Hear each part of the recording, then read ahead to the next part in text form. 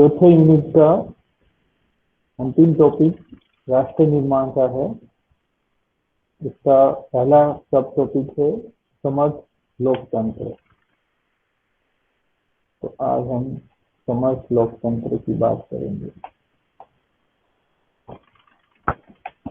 आप लोगों में से कोई बताइए, समर्थ लोकतंत्र किसे कहते हैं?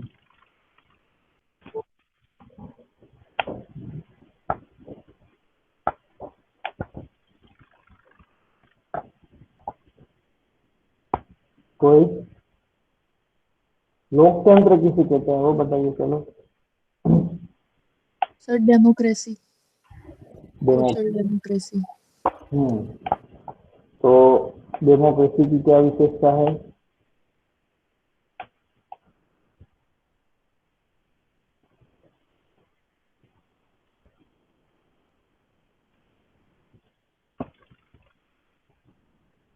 जो राजा महाराजा होते हैं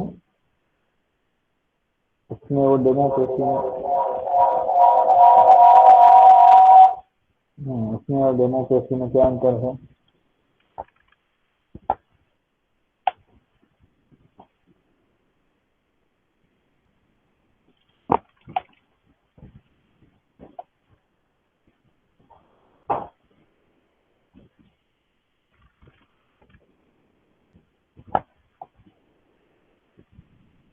पहला लोकतंत्र क्या है?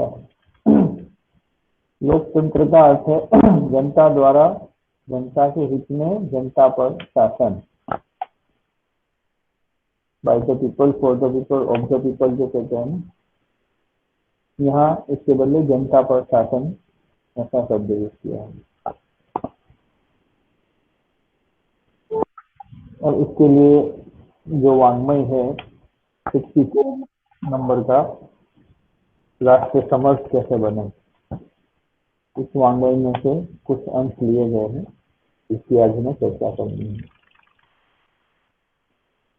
बताओ तो आप लोग, लोकतंत्र सफल कैसे बने? लोगों के हाथ में पावर कैसे रहे? Power to the people. क्या किया जाना चाहिए?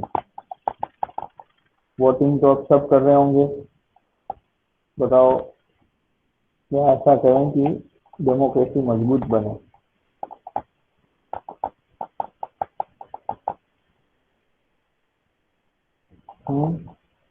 कोई नहीं?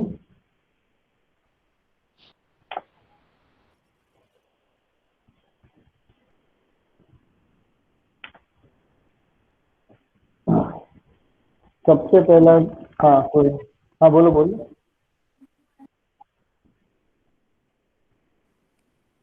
सर, लोकतंत्र में ऐसा है कि जो हम मतलब लोगों के ही द्वारा लोगों के लिए ही कुछ अच्छा किया जाता है। तो हम इसमें जैसे पेड़ पौधे लगा सकते हैं या फिर अच्छी चीजों को ट्रांसफर कर सकते हैं। जैसे हम व्हाट्सएप ही यूज करते हैं तो हम इसमें अच्छे अच्छे मैसेज, मतलब अच्छे विचारों को ये कर सकते हैं।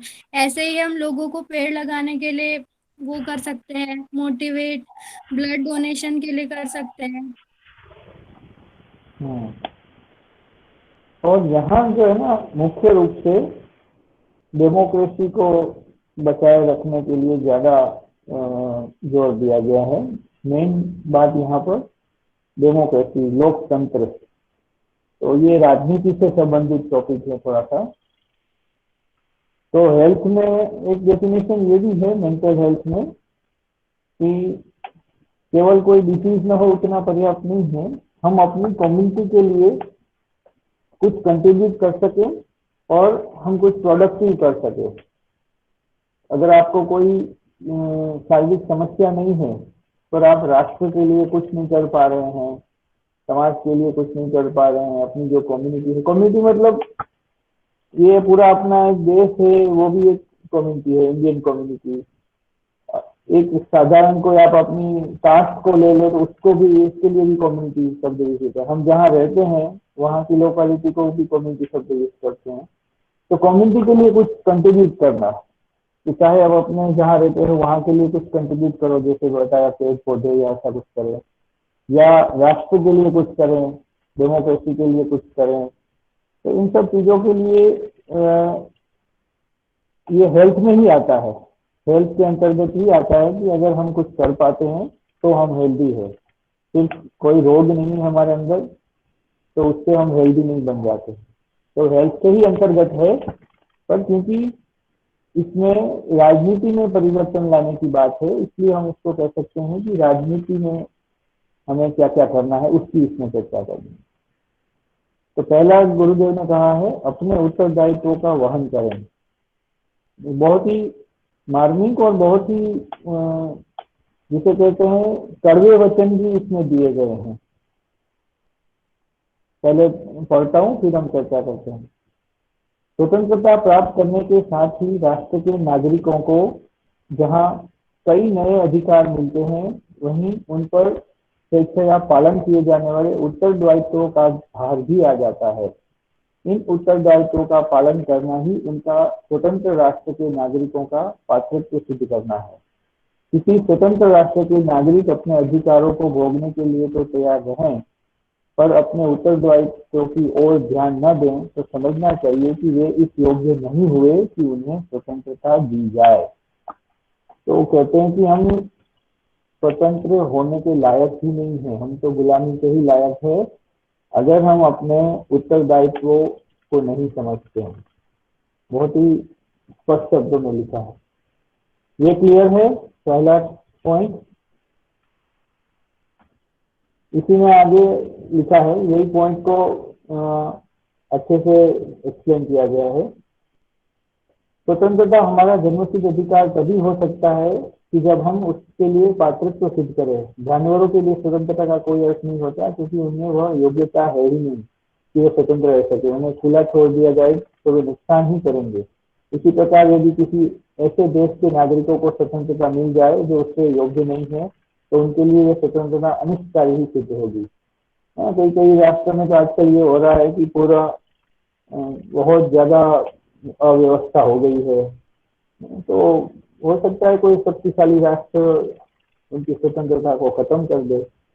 तो हमें भी यही देखना पड़ेगा, भले ही हमें लगता है कि हमारा देश तो बहुत ही शक्तिशाली है तो हम तो कभी अब तो हम गुलाम हो ही नहीं सकते। पर चीन जैसे राष्ट्र हैं, बहुत दूसरे भी राष्ट्र हैं, अगर हम शक्तिशाली के साथ साथ हमारे उत्तरदायित्वों को अगर ठीक से नहीं समझेंगे, जैसे कोई गलत नेता आ गया, देश का कोई प्रधानमंत्री गलत आ गया तो कुछ भी हो सकता है, फिर से गुलाम भी हो सकते हैं, इसमें कोई बड़ी बात नहीं है। इसलिए हमारा भी उत्तरदायित्व है, बहुत ज्यादा सोच समझ के हमें वोटिंग करना चाहिए और जहाँ जहाँ भी भ्रष्टाचार या जहाँ जहाँ भी कुछ गलत काम हो रहा है उसका विरोध करना चाहिए। वही बात को अलग अलग डायमेंशन से यहाँ पर बताई गई है। जो लोग अपना घर भरने के लिए देश और समाज का बड़ा से बड़ा हित करने से नहीं सीखते, ऐसे लोगों के विरुद्ध आवाज उठाने और उनकी अनीति का प्रतिकार करने का साहस कितने लोग करते हैं। आज हर क्षेत्र में बेईमानी, अनैतिकता, भ्रष्टाचार, रिश्वतखोरी, चोर बाजारी आदि का बोलबाला है। राजनीतिकों को देखें या सरकारी कर्मचारियों को देखें, व्यापारी वर्ग को देखें या आम जनता को, सभी बस अपनी प्रगति चाहते हैं। अपने पड़ोसी की, अपने देश की, अपने समाज की प्रगति की कोई चिंता नहीं करता। इस गलत दृष्टि को सुधारने का प्रयत्न करने वाले कहीं दिखाई नहीं देते। कितने व्यक्ति हैं जो इस भेद चाल के विरुद्ध आवाज बुलंद करते हैं या नैतिक पुनरुत्थान के कार्यों में सहयोग देते हैं। ये गुरुदेव के समय में लिखा गया है, पर आज भी अभी भी भले ही धीरे धीरे हम सब आशावान हो रहे हैं कि धीरे धीरे भ्रष्टाचार भी कम हो रहा है हमारे देश में, रिश्वतखोरी भी कम हो रही है, पर फिर भी अभी भी बहुत है, अभी भी बहुत ज्यादा अनीति हो रही है। तो उसका कारण ये है कि हम जो अनीति नहीं करते हैं वो लोग निष्क्रिय हैं और जो अनीति का प्रयोग करते हैं वो लोग सक्रिय हैं। हमारे अंदर एकता नहीं है, उनके अंदर एकता है। मिलके सब लोगों ने अपना अपना कमीशन बना के रखा हुआ है, सब एक दूसरे को बचाते रहते हैं, गलत काम करते रहते हैं। तो इसलिए यहाँ गुरुदेव ने लिखा है कि आवाज उठाना बहुत जरूरी है, गलत चीजों के विरुद्ध आवाज उठाना बहुत जरूरी है। और ये भी मनुष्य का ही कर्तव्य है, ये भी एक आम नागरिक का कर्तव्य है। आपने सपोज वोटिंग कर दिया अब लेकिन ये हुआ कि भाई आपको पता था कि आदमी अनैतिक है, पर फिर भी लोगों को पता नहीं था और उन्होंने किसी को, ऐसे व्यक्ति को चुन लिया जो अनैतिक काम कर रहा है, भ्रष्टाचारी है। तो अब उसका विरोध भी करना पड़ेगा। पहले तो यही होना चाहिए कि पहले तो ऐसा आदमी किसी शासन के पर ऊपर ना आ जाए, किसी पद पर ना आ जाए, उसका ध्यान रखना पड़ेगा। चुनाव में वो जीत न जाए, उसके लिए हमें लोगों को अवेयर करना पड़ेगा। अगर वो नहीं कर पाए या उसमें सफल नहीं रहे, तब भी वो भ्रष्टाचार न कर पाए, उसके लिए भी प्रयत्नशील रहना पड़ेगा। तो ये हमारी जिम्मेदारी है, यहाँ गुरुदेव ने बताई है। भारत का नागरिक हिंदू, मुसलमान, ईसाई, सिख या चाहे जो हो, उसको प्रत्येक काम धर्म, बुद्धि एवं लोकतांत्रिक ढंग से करना चाहिए। तभी भारत फिर अपने पूर्व गौरव को प्राप्त होगा और उसकी स्वाधीनता, समर्थता तथा सशक्तता अक्षुण्ण रहेगी। कोई भी धर्म का व्यक्ति हो, हमें भारत सबसे पहले, हमारा देश, उसके लिए हमें काम करना पड़ेगा, लोकतांत्रिक ढंग से करना पड़ेगा और तभी हम लोग फिर से जगत गुरु का गौरव प्राप्त कर पाएंगे। एक व्यवहारिक बात भी बताई है गुरुदेव ने कि कुछ ऐसे भी परिवर्तन बताए गए हैं कि जिसमें लोकतंत्र की सिस्टम में कुछ चेंजेस है। जैसे लोकतंत्र सफल कैसे बने? लोकतंत्र सफल हो, इसके लिए हमारे यहाँ राजनीतिक दलों पर इंग्लैंड, अमेरिका और फ्रांस के समान नियंत्रण होना आवश्यक है। सरकार चुनाव लड़ने का पूरा खर्च उन्हें दे एवं सभी आवश्यक चुनाव प्रचार सामग्री, भाषण, प्रशासन एवं अन्य गतिविधियों में इंग्लैंड और अमेरिका के समान ही सहयोग दें। इसमें दानदाताओं से करोड़ों रुपयों के दान नहीं ले सकेंगे। आय व्यय का आकलन कराएंगे। आयकर एवं संपत्ति के आदि की चोरी एवं राजनीतिक भ्रष्टाचार बंद होगा। क्या होता है कि जहाँ भी लगता है बड़े बड़े उद्योगपतियों को या जो गलत काम करने वाले लोग हैं, भ्रष्टाचारियों को, उनको लगता है कि यहाँ पर हम अपना पैसा लगाएंगे और ऐसे व्यक्ति को जिता देंगे जो हमारे इशारों पर चलेगा, हम जैसा कहेंगे ऐसा वो करेगा।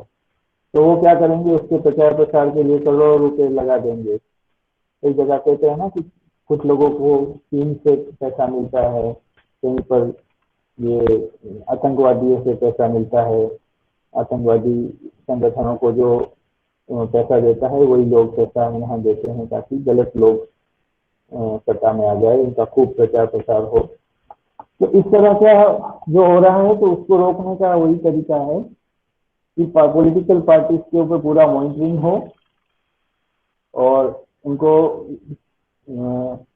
चुनाव लड़ने के लिए पैसा सरकार दें, करोड़ों रुपये वो लोग दान ना ले सकें और अपना जो भी संपत्ति है उसको वो दिखाएं सब लोगों को। थोड़ा कुछ तो हुआ है इसमें से, कुछ कुछ चीजें तो परिवर्तन हुई है हमारे देश में, पर अभी भी बहुत सी ऐसी चीजें हैं जिसमें परिवर्तन होना जरूरी है। तो ये भी एक व्यवहारिक परिवर्तन की बात यहाँ पर गुरुदेव ने करी है। चरित्रवान नेता को ही चुने। अब ये चुनाव की बात आई।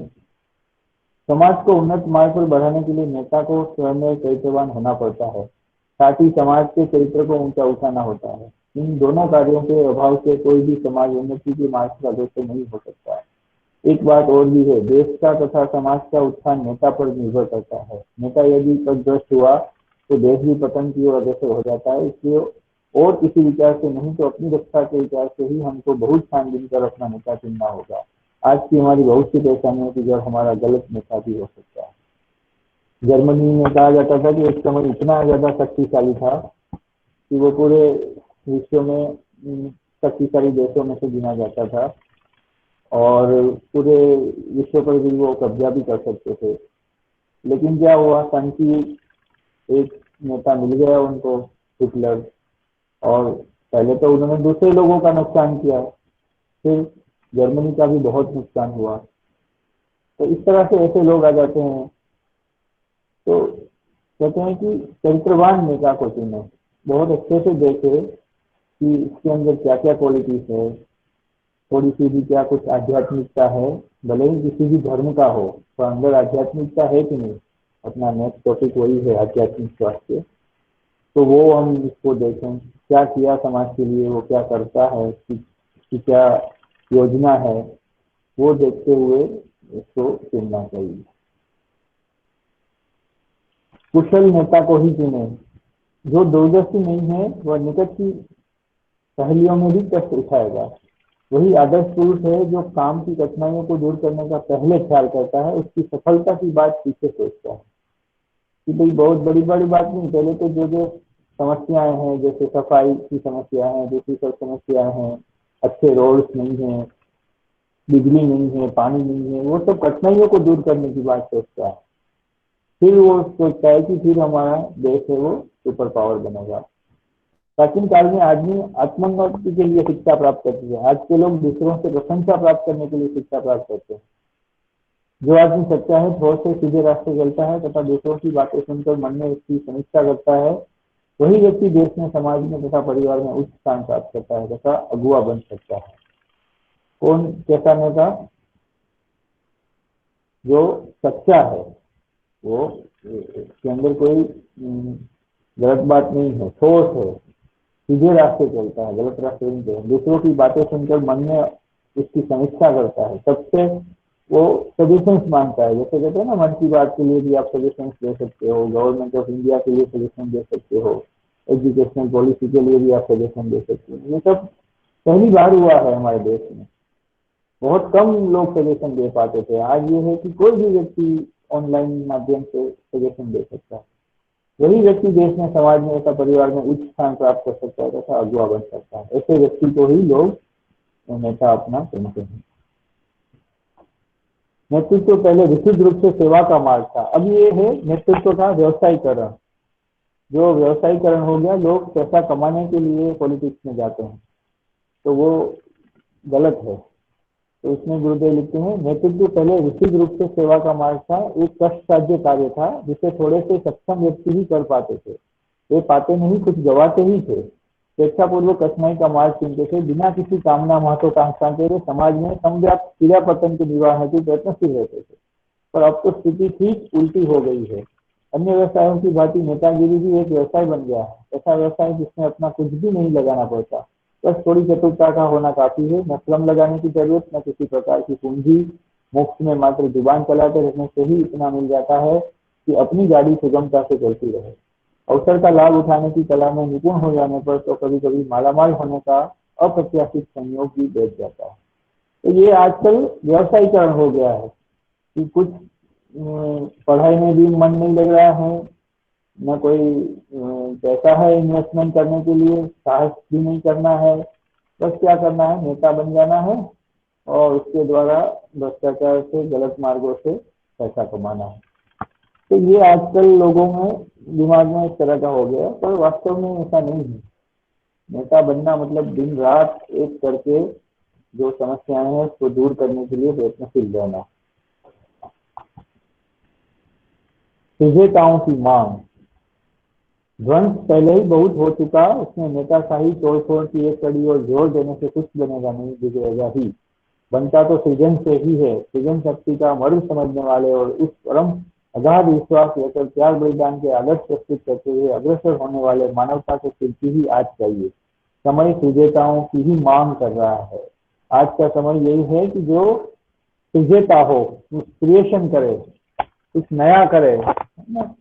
जैसे मोदी जी का उदाहरण दिया जाता है, कितनी सारी नई नई अच्छी स्कीम्स दी लोगों को रोजगार के बदले। वो कहते हैं कि भाई नौकरी नौकरी नौकरी तो है ही, नौकरी के भी अवसर बढ़े, फॉरेन इन्वेस्टमेंट भी बढ़ा, लेकिन साथ में स्वरोजगार के लिए लोन वगैरह सब, मुद्रा योजना और बहुत सारी ऐसी चीजें, अनगिनत योजनाएं, अनगिनत काम और उसके अनगिनत परिणाम सब लोग देख ही रहे हैं।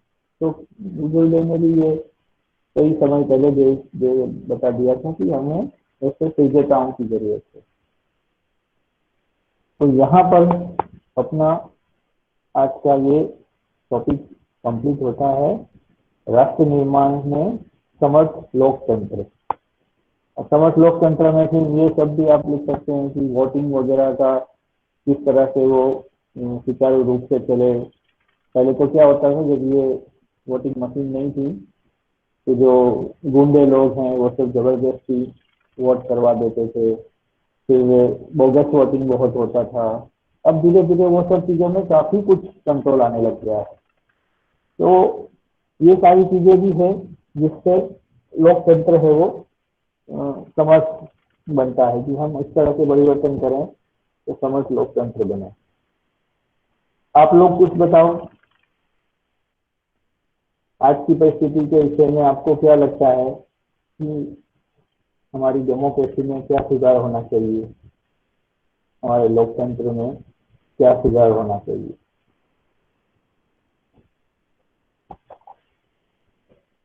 तो जाग रहे हो कि नहीं? Yes sir. सर ऐसा हो सकता है कि कोई भी पॉलिसी इम्प्लीमेंट करने से पहले जो जितने भी लोग हैं नेशन के, उनसे वोटिंग कराई जाए कि वो इम्प्लीमेंट करना चाहिए या फिर नहीं करना चाहिए, जिससे कि लोग का फीडबैक मिल सके, तो फिर उसके अकॉर्डिंग इम्प्लीमेंटेशन होना चाहिए किसी पॉलिसी का। अनमोल ने बहुत अच्छी बात बताई, लेकिन जो पॉलिटिक्स के जो एक्सपर्ट है वो ये कहते हैं कि ये हमारे देश के लिए, भारत के लिए ये नेक्स्ट स्टेप है। अभी क्या है, अभी जैसे अमेरिका में ऐसा ही सिस्टम है, वोटिंग के साथ साथ आप जो जो पॉलिसीज हैं उसमें भी आप सहमत है कि नहीं वो भी आपको बताना होता है। तो वहां पर भी आप भले ही नेता कोई भी चुना जाए, पर उसकी कोई पॉलिसी में अगर बहुमत नहीं है तो वो पॉलिसी को वो लागू नहीं कर सकता वो। हाँ, तो इस तरह का स्ट्रॉन्ग डेमोक्रेसी, सिर्फ वोटिंग नहीं, वोटिंग के अलावा भी बहुत सारे पावर्स वो सब है, कई राष्ट्रों में है, स्विट्जरलैंड में भी बहुत कुछ है, अमेरिका में भी हम लोगों से ज्यादा है। पर कहते हैं कि वहाँ की जो जनता है वो पढ़ी लिखी है, समझदार है, और डेमोक्रेसी में वो बहुत आगे बढ़ गए हैं, सिस्टम है पूरी, पॉपुलेशन भी थोड़ी कम है, तो हर तरीके से वहाँ पर ऐसे वातावरण है कि इसका इम्प्लीमेंटेशन होना बहुत ही संभव है। जबकि हमारे यहाँ अभी थोड़ी कठिनाइयाँ हैं, है ना। लोग वोटिंग भी धर्म के नाम पर, जाति के नाम पर कर देते हैं, या पैसे अगर किसी ने दे दिया दारू के बल पर, इस तरह का भी बहुत सारी जगह पर हो रहा है। अब धीरे धीरे कह सकते हैं कि युवा वर्ग भी आगे आ रहा है, समझदार लोग भी आगे आ रहे हैं, तो अब धीरे धीरे ये सब चीजें कम हो रही है। पर ये पॉलिसी वाली जो बात है ना, उसमें भारत सरकार ने बहुत अच्छा किया है कि आप इंडियन गवर्नमेंट.gov करके है, उसमें आप जा सकते हो और वहां पर आप पॉलिसी के विषय में अपना दे सकते। जैसे यहाँ भी मांगा गया था कि भाई हमारी एजुकेशनल पॉलिसी के विषय में आप लोग कुछ अगर सजेशन देना चाह रहे हो, फिर ये मन की बात के थ्रू भी सीधे पीएम तक आपकी बात आप पहुंचा सकते हो। जो अलग अलग पॉलिसीज बनती है उसका ड्राफ्ट रख दिया जाता है कि भाई ये ड्राफ्ट है, तो उसमें भी लोग उसको परिवर्तन कर सकते हैं। और विशेष रूप से क्या है कि हम ऐसे व्यक्ति को चुन के भेजें कि जहाँ पर पॉलिसी बन रही है वहाँ वो खुद इसको देखे, क्योंकि सब लोग तो हो सकता है ना पहुंच पाए उस पॉलिसी तक, पर ऐसा व्यक्ति वहां पहुंचे जो समझदार हो, जो सोच समझ के किसी भी पॉलिसी का समर्थन करे या किसी का विरोध करे। तो एटलीस्ट हम उतना तो करें कि हम ऐसे व्यक्ति को वहां पहुंचे। बाकी तो अब क्या है, हर एक व्यक्ति का ओपिनियन लेना पॉसिबल नहीं है। इतना है कि आप ऑनलाइन जाके जो व्यक्ति करना चाहते हैं, जो इसके एक्सपर्ट है या जिन्होंने थोड़ा सा इसके ऊपर सोच विचार किया है, वो उसमें सजेशन दे सकते हैं। तो वो आज भी अपनी जो ये नई सरकार है, मोदी सरकार, उन्होंने इसमें काफी कदम उठाए हैं। और कोई बात किसी को लग रहा है कि नहीं भाई आज भी बहुत सारी समस्याएं हैं हमारे देश में?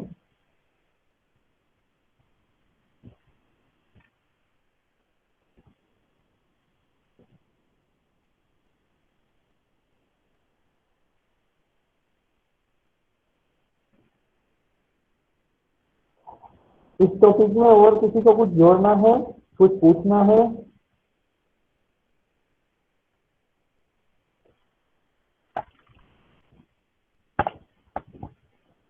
डेमोक्रेसी बहुत ही महत्वपूर्ण सब्जेक्ट है और इस सब्जेक्ट में हमें इंटरेस्ट लेना चाहिए।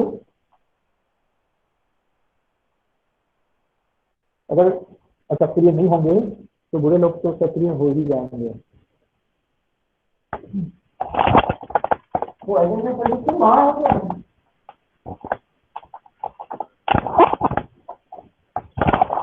किसी को कुछ पूछना नहीं है, बताना नहीं है? पहले अटेंडेंस ले लेते हैं, तब तक सोच लो। ये सब तो डिबेट के सब्जेक्ट हैं। डेमोक्रेसी जो मोदी सरकार का काम हो रहा है, हो सकता है इसमें भी कुछ लोग सहमत ना हो।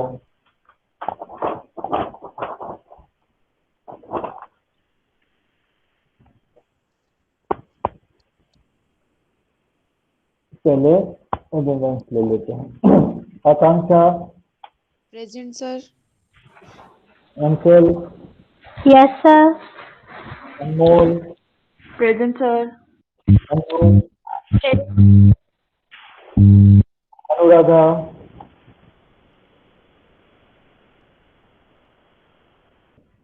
विभूति, धर्मवीर,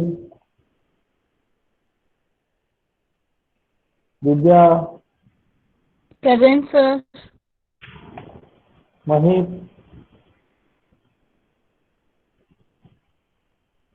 पल्लवी,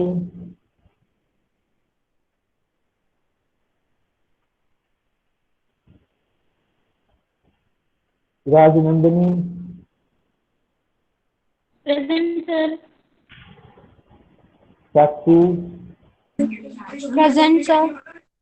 साक्षी, साक्षी सुमन,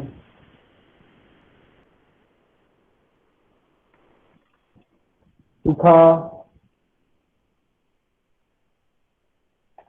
Shiv Narayan, Shiv Charan, sorry, present sir. Shubhra, Sonam,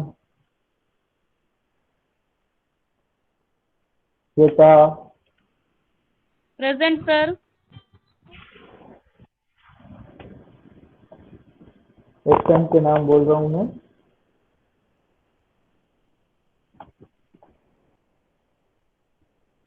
Anuradha, Vibhuti, Dharmveer, Mahip, Pallavi, साक्षी सुमन, शिखा यादव, शुभ्रा, सोनम। किसी को कुछ कहना है भाई डेमोक्रेसी के ऊपर? No sir. No sir. चलो जल्दी छुट्टी कर लोगे ये टॉपिक तैयार?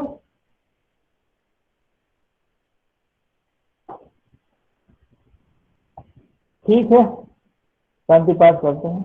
ओम शांति ही शांति शांति सर्वार शांति भवतु। कल से नया यूनिट चालू होगा आध्यात्मिक पाठ से। जिनको कुछ पूछना है, कुछ बताना है, वो रुक सकते हैं, बाकी लेफ्ट कर सकते हैं। सर शिव का मैसेज आया कि वो प्रेजेंट है। शिव शरण।